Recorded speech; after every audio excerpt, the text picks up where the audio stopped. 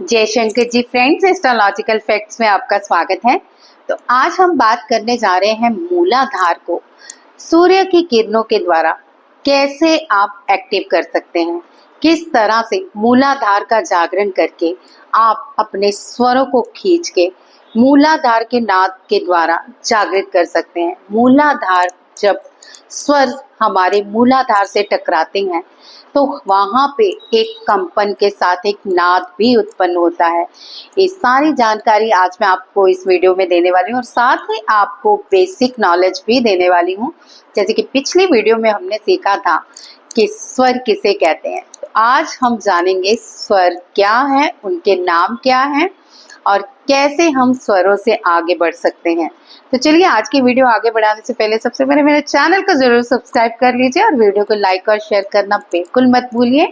तो चलिए जानते हैं हम कि स्वरों के माध्यम से कौन सा नाद उत्पन्न करके और किस स्वर के साथ हम ये नाद को खींचते हुए अपने मूलाधार से टकराकर कौन से स्वर को हम जागृत करते हुए मूलाधार को एक्टिव कर सकते हैं।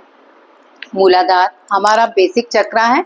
अगर ये एक्टिव नहीं होता तो आपके जीवन में कोई भी कार्य सफल नहीं होता। लेकिन स्वरों के द्वारा आज तक शायद ही आपको YouTube में किसी ने बताया हो कि कैसे आप मूलाधार को जागृत कर सकते हैं।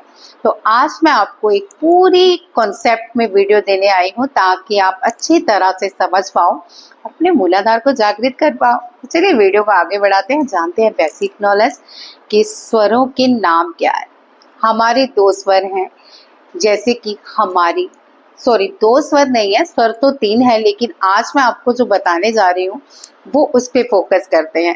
हमारे जो कॉन्सनट्रेट में आते हैं, यानी दो सांसें, दो छिद्र नासिका के हमें नजर आते हैं।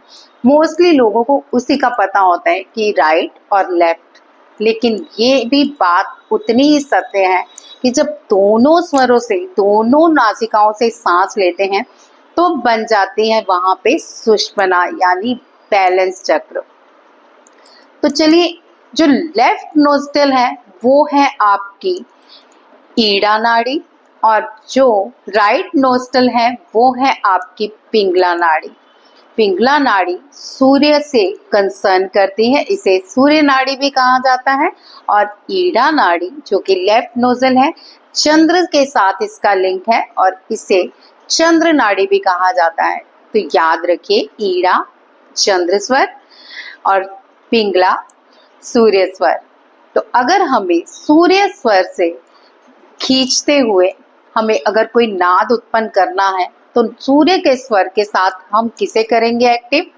अभी मैंने आपको बताया कि सूर्य स्वर है पिंगला, तो आज हम कौन से स्वर के साथ मूलाधार एक्टिव करेंगे जरा मुझे कमेंट पे बताइए, क्योंकि साथ साथ आपका टेस्ट भी तो होना चाहिए।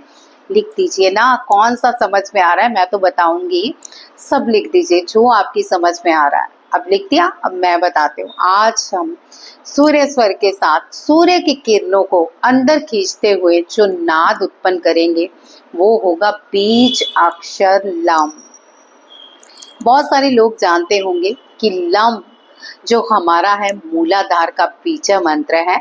जब हम स्वरों को सूर्य की किरणों के द्वारा अंदर खींचते हैं तो उससे नाद उत्पन्न होता है जो होता है लम। लेकिन जो आपके अंदर एक सन्नाटा, एक ऐसी मतलब हॉरर जैसी साउंड पैदा करता है जिससे कि आपको लम समझ में नहीं आता। अब ये बहुत देर लग जाएगी आपको कानों से अनहद नाद सुनने में, लेकिन इसकी भी प्रैक्टिस होगी आगे आगे हमारे इस चैनल पर। लेकिन आज की हम जो एक्टिवेशन करने वाले हैं मूलाधार की, तो ये आपको सूर्य के सामने करें तो बहुत ही बढ़िया है। अदरवाइज यहाँ तो मैं आपको सूर्य दिखाऊंगी, क्योंकि हम अगर सोच में भी सूर्य शामिल कर लेते हैं ना और सूर्य नाड़ी से हम अपने स्वरों को खींचते हैं, तब भी हमारे अंदर का सूर्य जागृत हो जाता है।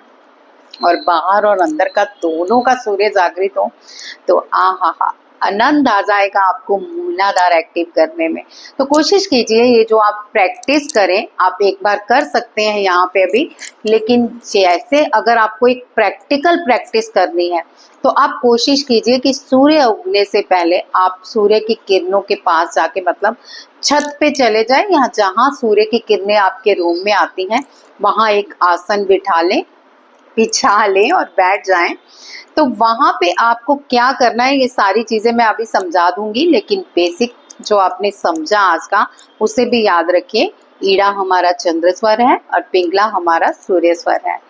तो अब मैं जो आपको प्रैक्टिस करवाने वाली हूँ, सबसे पहले हम अपना सूर्य स्वर एक्टिव करेंगे।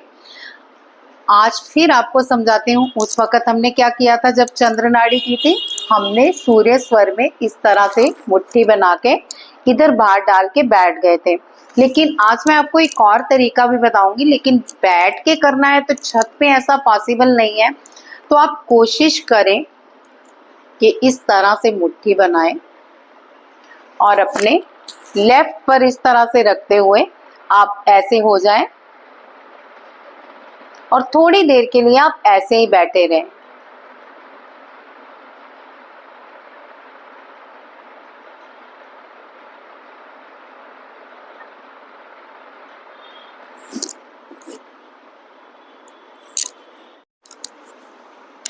कम से कम 3 मिनट तक आप इसी पोजीशन में बैठे रहेंगे। जो लोग नए हैं, जो पुराने हैं, रोज प्रैक्टिस करते हैं नाड़ी शोधन की भी, उनका तो चलो आधे सेकंड में एक्टिव हो जाएगा। अच्छा, स्वर की जांच तो की ही नहीं हमने। जिन्होंने स्वर एक्टिव किया हुआ है पहले से ही सूर्य, उन्हें ये करने की जरूरत नहीं है। जिनका नहीं है राइट नोजल एक्टिव, वो ये प्रैक्टिस करेंगे। तो चलिए पहले स्वर चेक कर लें।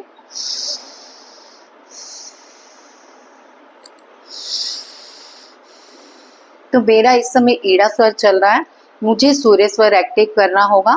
तो मैं इस तरह से मुट्ठी बनाऊंगी अपने राइट साइड से और लेफ्ट साइड होके ऐसे ऑपोजिट साइड बैठ जाऊंगी। इसका दूसरा जो तरीका है वो है, आप इस तरह से लेट भी सकते हैं और ये वाली साइड आपको ऊपर रखनी है। और अगर आपको ईड़ा स्वर चालू करना है तो आप ऑपोजिट साइड लेटेंगे, यानी राइट साइड, जिससे कि आपका ईड़ा स्वर एक्टिव हो सके। लेकिन अभी हमें सूर्य स्वर एक्टिव करना है तो हमें इसी तरह से बैठना है।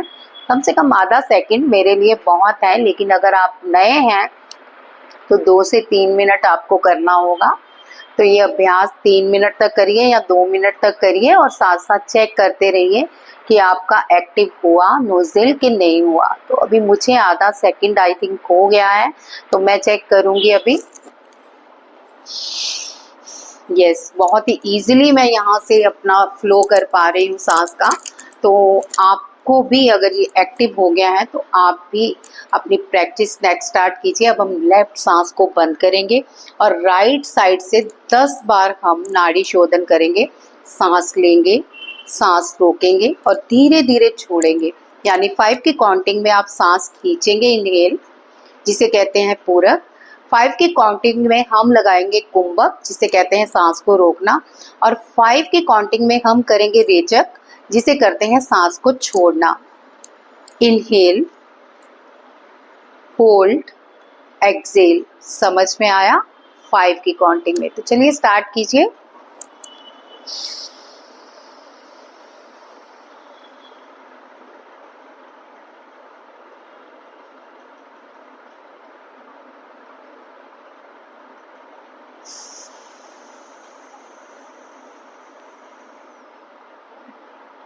अभी आपको समझ आ गया होगा, तो मन ही मन मेरे साथ प्रैक्टिस कीजिए, काउंटिंग कीजिए।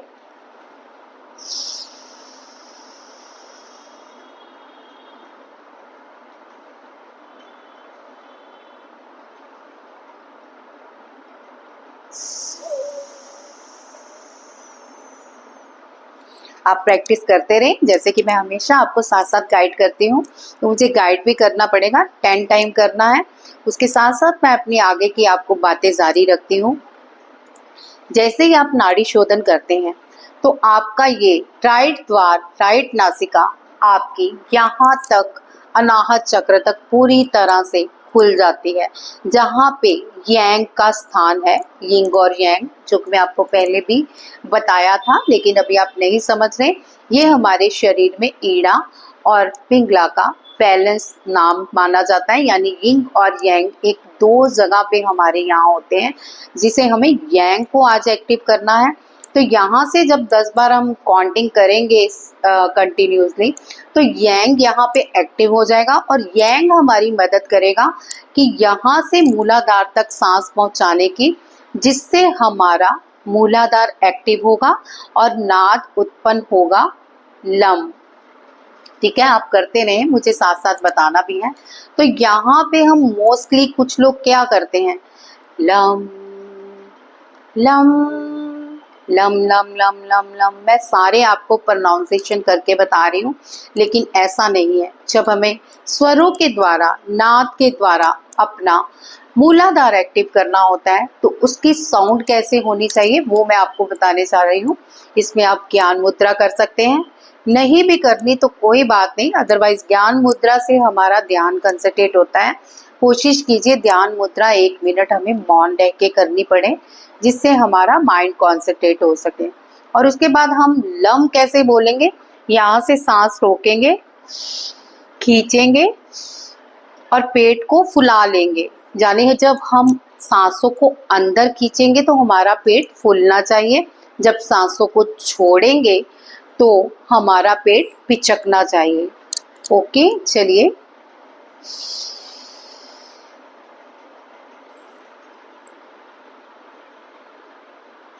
अब हम उच्चारण करेंगे लाम।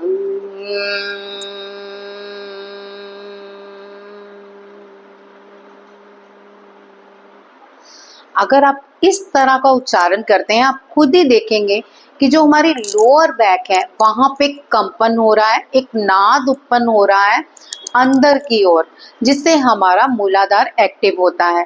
मेरे साथ 11 बार दोहराइए ताकि हम आगे की साधना भी फिर बढ़ सके।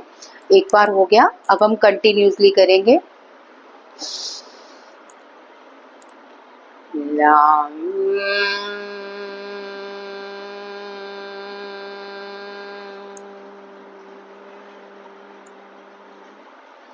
लाम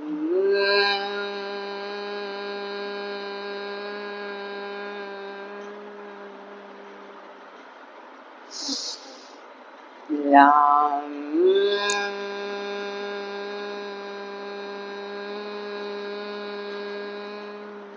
यहाँ पे हमिंग कीजिए। हमिंग से यांग एक्टिव होगा, यांग हमारी सांसों को प्रवाहित करेगा हमारे मूलाधार पर और फिर एक्टिवेशन होगी। इस तरह से आपको 11 बार दोहराना है। मैं बातचीत कर रही हूँ साथ साथ ताकि आपकी समझ में अच्छी तरह आ जाए। आपको क्या कंपन महसूस हो रहा है लोअर बैक पेन पे जब आप हमिंग करके करते हो?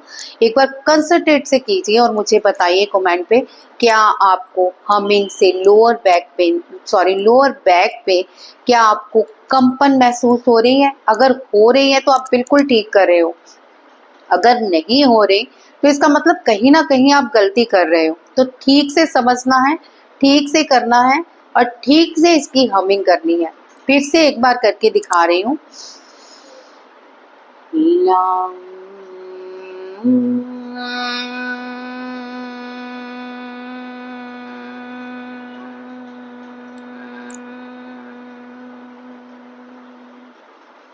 अगर आप ऐसे कर रहे हैं तो डेफिनेटली यहाँ से आपको तरंगे महसूस होंगी जो बैक पे जाती हैं, लोअर पे जाके कंपन महसूस करती हैं।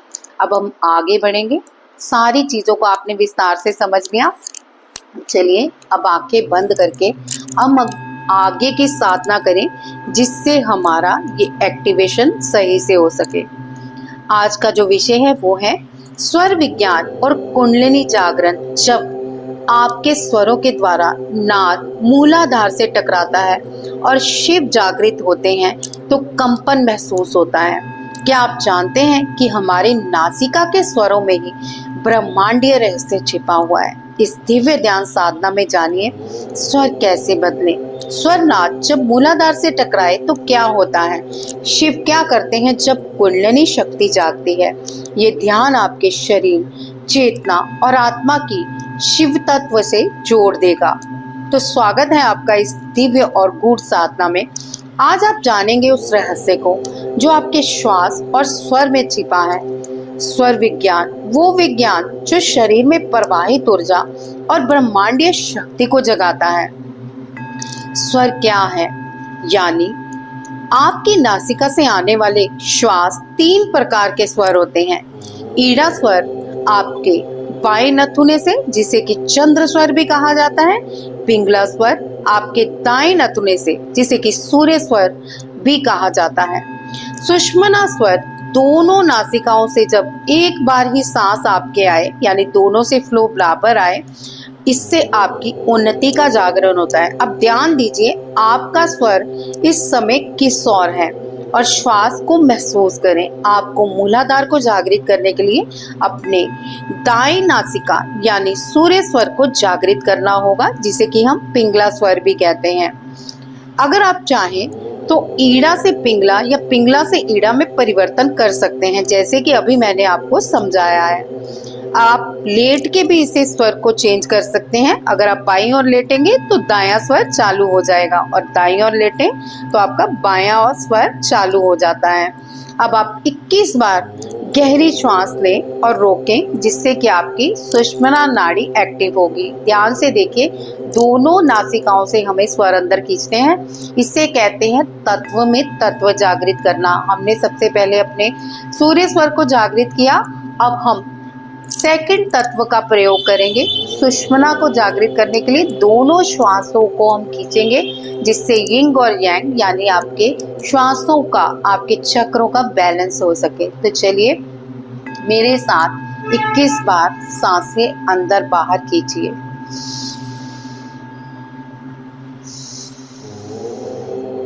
ध्यान दें, जब भी सांस खींचे आपका पेट फूलना चाहिए, जब भी सांस छोड़े आपका पेट पिचकना चाहिए।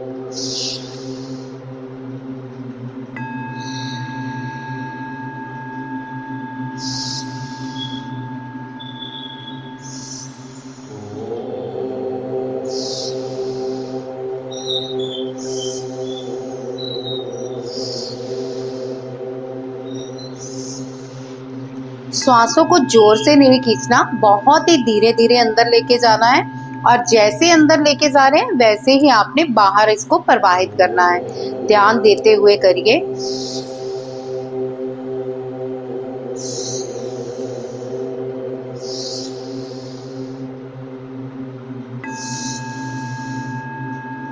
यानी नासिकाओं से अंदर सांसों को खींचा, प्रवाहित किया दोनों नासिकाओं से, पेट को फुला लिया और पेट को पिचकते हुए सांसों को नासिका से बाहर धकेल दिया।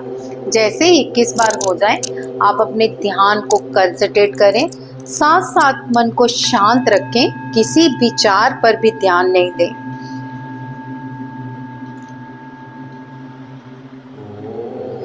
अब आप अपने स्वर को सूर्य स्वर यानी दाएं नथुने में ले आए। थोड़ी देर के लिए अपना बायां स्वर बिल्कुल बंद कर दें।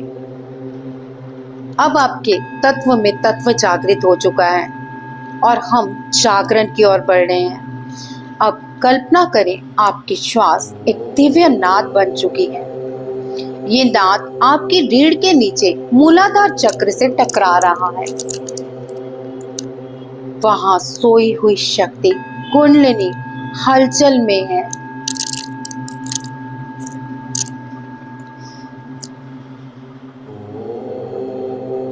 जब सूर्य स्वर से ये नाद मूलाधार को छूता है तो शिव की चेतना जागृत होने लगती है।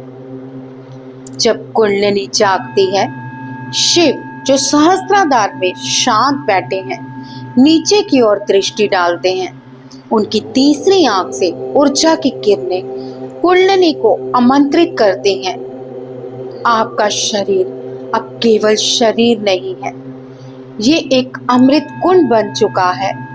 अब कुंडलिनी उठ रही है, मूलाधार से होकर स्वादिष्ठान मणिपुरा, अनाहत, विशुद्धि और फिर आज्ञा चक्र पार करते हुए शिव से मिलने के लिए सहस्त्राधार की ओर बढ़ रही है। और शिव अपनी जटाओं से ज्ञान की गंगा बहा रहे हैं। महसूस कीजिए अपनी कुंडली को जो कि मूलाधार से उठ रही है और उठते उठते श्वासों के द्वारा आपके स्वादिष्ठान पर, और जैसे ही फिर सांस लेते हैं मणिपुरा पर, जब दोबारा सांस खींचते हैं अनाहत, और फिर विशुद्धि, आज्ञा चक्र, और सारा ध्यान सहस्त्राधार पे ले आए।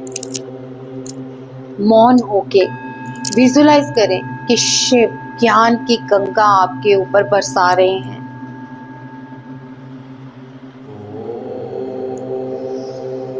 अब कहिए अपने ही भीतर, यानी मन ही मन मेरे साथ इनका उच्चारण कीजिए। मैं स्वर हूं, मैं स्वर हूं, मैं स्वर हूं, मैं शिव हूं, मैं शिव हूं, मैं शिव हूं, मैं शक्ति भी हूं। माँ पार्वती का ध्यान करते हुए उच्चारण कीजिए। मैं शक्ति भी हूं, मैं शक्ति भी हूं। अपने चित्त को शांत करें और कहें मैं शांति भी हूं, मैं शांति भी हूं, मैं शांति हूं। गहरी श्वास लें और पूरी तरह से अपने पेट में भर लें। शिव और शक्ति का मिलन अब आपके भीतर घटित हो रहा है। यानी जैसे ही आपने श्वासों को खींच के मूलाधार से अपने सहस्त्राधार पे लाए, अब हम थोड़ी देर के लिए इस तरह से करेंगे, आंखें बंद करके।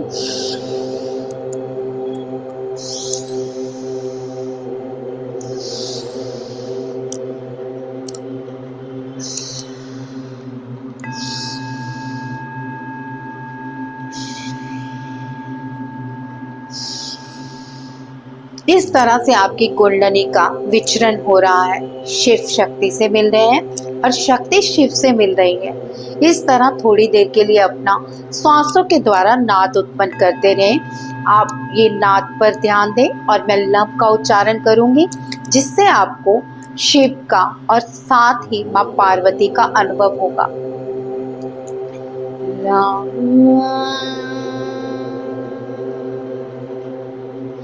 lam lam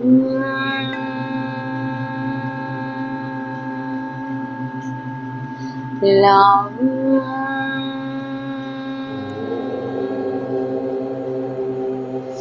lam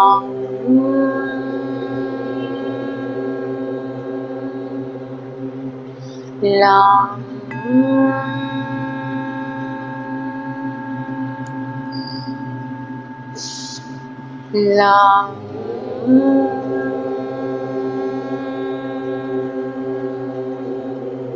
lam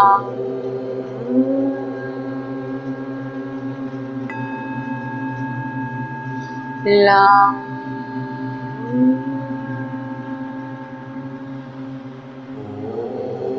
lam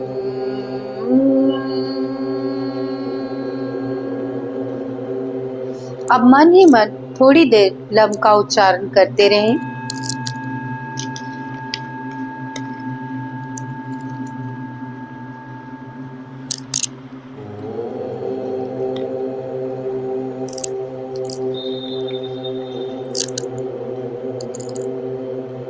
अगले 10 मिनट तक आप मौन होकर इसकी कल्पना करते रहें कि श्वासों के द्वारा जो भी आप श्वास अंदर खींच रहे हैं, जिस तरह से मैंने आपको बताया, मूलाधार तेज रोशनी से एक्टिव हो रहा है। यानी शिव अपने त्रिनेत्र से, थर्ड आई चक्रा से मूलाधार पर दृष्टि डाल रहे हैं और वहां पर आपका मूलाधार कंपन के द्वारा एक्टिव हो रहा है।